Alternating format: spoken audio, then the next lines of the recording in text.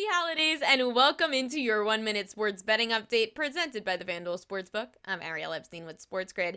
The Pittsburgh Steelers, they're looking to get right. They get the Indianapolis Colts at home following their third straight loss of the season.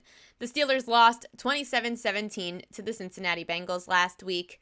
Ever since then, this line flipped. Pittsburgh was favored at -3 on the FanDuel Sportsbook. That line flipped to +1.5, making the Steelers a home underdog. The Colts like being road favorites. They're 5-1 against the spread in that spot. The ground game has taken a completely opposite turn for these opponents. The Steelers have only had more than 50 rushing yards in 3 of their last 8 games. As for the Colts, running back Jonathan Taylor has rushed for at least 80 yards for 4 straight weeks. I'll likely be taking a look at the Steelers quarterback Ben Roethlisberger's over pass attempts prop. This way, he just has to step back and throw. His receivers don't need to catch the ball. Thanks for watching your FanDuel Sports Betting Update. I'm Ariel Epstein with Sports Grid. Thank you, Ariel, and a lot to get to as far as, the Steelers and that. First of all, the Steelers being a home underdog is kind of a surprising thing. But want to get to a couple more things before we go. Chuck, in Bethel Park, Paul, we talked about the Pirates earlier. Chuck pointed out on Twitter, teams that got real good, blew it up, trusted the process, Cleveland Indians, Cubs, Tampa Bay, Minnesota Twins, etc. Want to take one more phone call. We got Chris in the North Hills. Chris, you're on the Nightly Sports Call.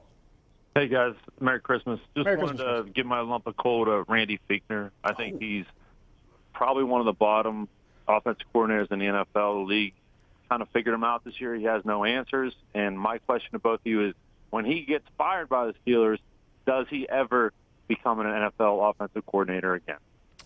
That is a very, very good question. I do not know. I would say the first thing is he's probably not going to get fired by the Steelers because they generally, don't fire guys, especially since he's friends with the boss. True. And he's the boss's handpicked guy. Let's not forget that Todd Haley wasn't exactly the boss. It wasn't exactly Mike Tomlin's pick. Picked for him. You're right. So I mean, it was very easy for Mike Tomlin to say, all right, I've had enough of this.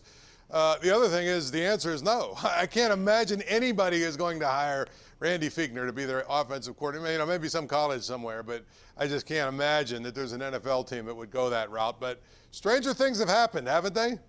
My guess would probably be, at the very least, he can definitely be a position coach somewhere. That's where a lot of his track record and his career was based around, was him being a position coach. But I can't disagree with you. I think the results kind of show what we're looking at here. I thought Jerry Dulac, our Steelers insider, talked about it. I believe it was last week. He said this team looks like they're just playing to protect Ben Roethlisberger much more than they are really trying to be an attacking offense. The first 10 or 11 games of the season, they were an attacking offense. And these past 3 games, they look like they're just trying to keep Ben Roethlisberger on both feet. And granted, you do need him, but you'd rather have him be a lot more productive and a lot more effective than just standing there, because if he's just a statue, it doesn't do you any good. If he's not efficient, it doesn't do you any good. If he's not accurate, it doesn't do you any good, Paul.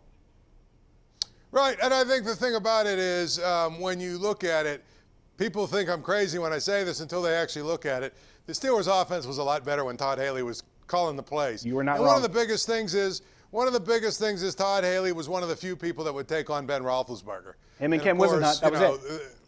Yeah, that's those guys that have taken on Ben Roethlisberger have had a lot of success because, you know what, everybody, like one of my old bosses said, everybody needs an editor, right? Everybody needs an editor in their life.